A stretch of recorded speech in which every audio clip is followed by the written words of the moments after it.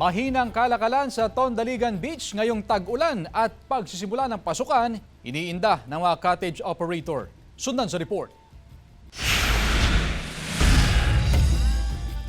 Humina ang kalakalan sa Tondaligan Beach Park sa Dagupan City simula nang pumasok ang tag-ulan.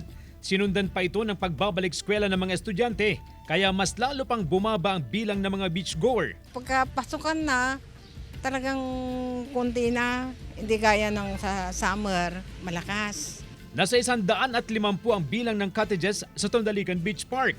800 piso ang renta ng bawat cottage, pero ngayon, binibigyan na nila ng 300 pesos kung tatawad ang customer sa limitadong oras para kumita lang.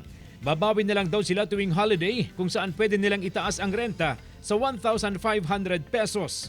Araw-araw umuulan na, wala na, tiis na lang. Batid din ng mga lifeguard ang hinaing ng mga cottage operator.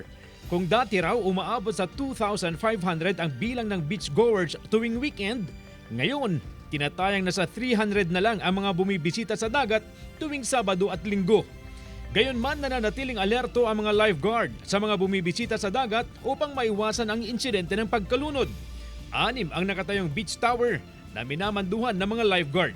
Iba po talaga ang tubig dito, malalim po talaga kaya binabawal talaga namin yung maligo dito. CJ Torida, One North, Central Luzon.